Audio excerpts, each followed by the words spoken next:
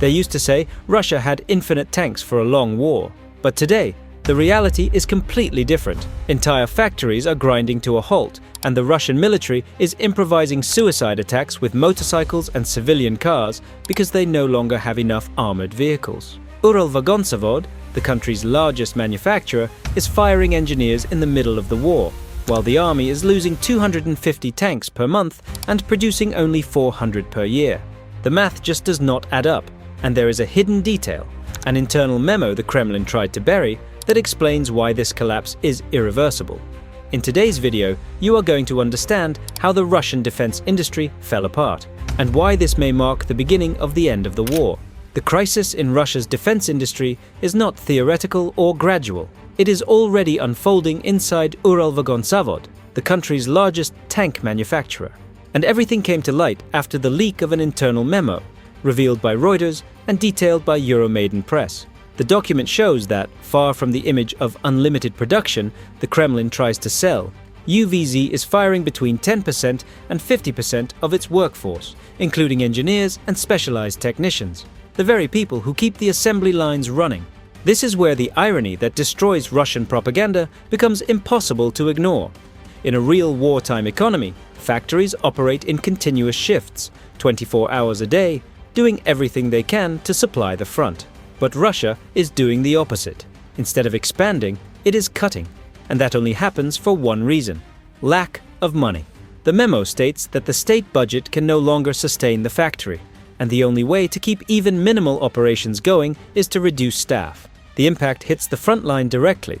Uralvagonzavod is responsible for producing the T-90M and for modernizing the T-72, which make up the backbone of Russia's armored forces. When a factory of this scale loses technicians and engineers, every layoff becomes one less tank reaching the battlefield. Assembly rates have already dropped, upgrades are stalled, and delays are beginning to create critical bottlenecks for the military. Russia was already operating at a deficit, losing more tanks than it could produce. Now, that gap has turned into an abyss. But this collapse is not caused only by the war. It also comes from the civilian economy that used to sustain UVZ. The factory does not produce only armored vehicles, it also manufactures rail cars. And it was this civilian branch that guaranteed stable revenue for years. But with Ukraine striking Russian refineries, fuel production and exports have plummeted. Less fuel circulating means less demand for rail cars. And without that revenue coming in, UVZ became almost entirely dependent on the military budget, a budget that is already at its limit. Without civilian income, without the ability to retain staff, and with the state cutting expenses, the factory entered a downward spiral that now directly affects the battlefield. And this industrial crisis is only the beginning, because its consequences are already reshaping the way Russia fights in Ukraine. The math the Kremlin is trying to hide is brutal. Since the beginning of the war, Russia has already lost more than 11,355 tanks, while its real production capacity does not exceed 400 units per year. That means that even operating at its absolute limit, the country would need almost 3 decades to replace what has already been destroyed. There is no strategy, propaganda, or patriotic speech capable of compensating for a gap this large. It is a mathematical defeat, cold, objective, and unavoidable. And this shortage has pushed Moscow into an almost absurd situation. What the Kremlin calls new deliveries of armored vehicles is, in practice, nothing more than an improvised scrapyard. The supposed new tanks are, for the most part, Soviet hulls from the 1970s and 1980s, recovered from rusting storage fields. The process is so desperate that many of these platforms reach the front lines with weaker armor than the original, fragile welds, and completely outdated sighting systems.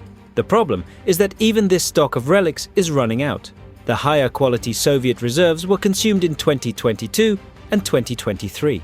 Now, what remains are corroded structures with no real military value, which take more time and money to refurbish than they are worth in combat.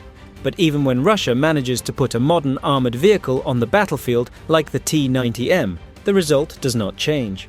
The issue is not the tank itself, but the new dominant factor on the battlefield: cheap drones. Today, Ukraine can destroy a T-90M, valued at over $4 million, using a $500 drone equipped with an improvised shaped charge. It is a completely unbalanced economic duel. The more expensive the tank, the easier it is to justify sending swarms of drones to destroy it. The logistical return for Ukraine is enormous. The damage to Moscow is devastating. And this is exactly why Russia cannot win the industrial race. Every new tank becomes scrap in a matter of minutes. As this cruel logic grows, the Russian army has been forced to abandon classic mechanized warfare. That old Soviet model of armored columns, massed advances, and deep breakthroughs simply no longer exists. The current tactic is a caricature of what used to be called modern war. Improvised assaults with a single tank, followed by infantry groups using Chinese motorcycles, quad bikes, and even militarized golf carts in an attempt to use speed and dispersion to escape drones. In practice, it is an involuntary transition from mechanized warfare to human wave warfare, where scarce armored vehicles serve as bait and soldiers become exposed expendable manpower. This is the reality the Kremlin can no longer disguise. Russia is not only losing tanks, it is losing the ability to fight a mechanized war. Russia's industrial crisis is not happening only inside its factories. It begins much earlier, at the system's most vulnerable point: money. The National Welfare Fund, which Putin used as a strategic reserve to finance the war, subsidize factories, and stabilize the ruble, is practically drained. Today, only about $50 billion in liquid assets remain, an amount that does not cover even 2 years of operations at the current pace. In an attempt to close this gap, the Kremlin raised taxes on companies and citizens, creating pressure that hits everything from small businesses to industrial giants. But even that is not enough. The military machine consumes more than the state can replace, and the impact appears immediately in the labor market. Russia faces an estimated deficit of 5 million workers, the result of a combination of battlefield losses, the flight of qualified professionals, and a rapidly aging population. The defense industry is trying to compete by offering increasingly high salaries, doubling or even tripling pay in some regions. The problem is that the money to fund these wages does not truly exist. Several industrial cities have already faced delays of 3, 4, even 5 months in salary payments. Izhevsk and Tula, two vital hubs of the military industry, have seen silent strikes, partial shutdowns, and workers threatening to abandon shifts due to unpaid wages. When even specialized workers begin refusing overtime, the signs of collapse become impossible to ignore. At the same time, international sanctions are draining the military budget. Russia can still acquire foreign components, especially microchips, optical lenses, and critical navigation parts. But now everything has to come through third countries, intermediaries that operate almost like a black market. Every part that once cost $100 now costs $200 or $300. This absurd spike in import costs eats away any financial margin and turns every Russian tank, rocket launcher, and drone into an increasingly unsustainable operation. Replacing equipment has become more expensive than producing it, and producing it was already too expensive. And the outlook may get even worse. Behind the scenes in diplomacy, there is growing talk that the United States may intensify secondary sanctions against countries supplying parts or export routes to Moscow. On top of that, discussions about new tariffs and restrictions, fueled by political shifts inside the United States, could completely close the logistical ring, keeping the Russian industry barely alive. If these measures go into effect, even Russia's ambiguous partners, such as Kazakhstan, the United Arab Emirates, and Turkey, would be forced to drastically reduce their operations to avoid losing access to the American market. This would isolate Moscow almost entirely. In the end, Russia is not only fighting a military war, but also an economic one on multiple fronts: inflation, labor shortages, sanctions, tariffs, and shrinking internal revenue. It is a financial black hole that consumes everything: factories, wages, logistics, and, above all, the country's ability to keep the war going. In the middle of this industrial and financial collapse, the Kremlin is trying to sell the idea that foreign aid will fill the gaps. But that narrative falls apart quickly when we look at what is actually reaching the front.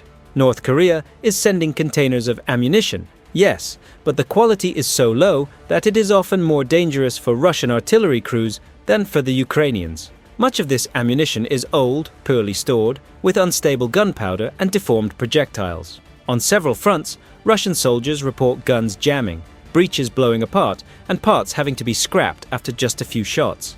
This is not reinforcement, it is scrap that destroys the little equipment that still works. The irony is brutal. Instead of strengthening Russian artillery, North Korean aid is speeding up the wear and tear of what is left of it. And the future, looking toward 2025 and 2026, is even harsher. The Russian government's own internal projections, which leaked in economic reports at the end of 2024, estimate a monstrous budget deficit for 2026, something the country simply cannot finance without wrecking what remains of its domestic economy. Keeping the war going for another 2 years at the current pace means sacrificing public services, deepening the impoverishment of the population, and continuing to burn through reserves that are already almost gone. The Kremlin is trapped in an impossible dilemma: either stop the war and admit defeat, or keep fighting until the economic machine collapses on its own. That is why, contrary to the official narrative, Russia is not winning slowly or advancing methodically at the front. It is bleeding economically. Every destroyed tank, every factory brought to a halt, every batch of low-quality ammunition arriving from North Korea pushes Moscow deeper into a spiral that cannot be reversed. And without tanks, without reliable artillery, and without money to sustain mechanized operations, the Russian offensive does not just slow down, it stops. The war Putin sells as long and inevitable depends on an industrial machine that no longer exists. If you want to keep following real analysis of the war economy, the kind the mainstream media does not show, and that explains what is truly happening on the battlefield, subscribe to the channel, hit the like button, and turn on notifications so you do not miss the next videos. And if you thought the situation with Russia's tanks was already critical, wait until you see what they are putting on the battlefield now. Tanks so old and so hastily modified that they look like something straight out of a horror movie. And they show exactly how desperate the Kremlin has become. Click the video appearing on your screen to understand why these resurrected wrecks are shocking even the Ukrainians. And do not forget to subscribe to The Military Ground. See you there.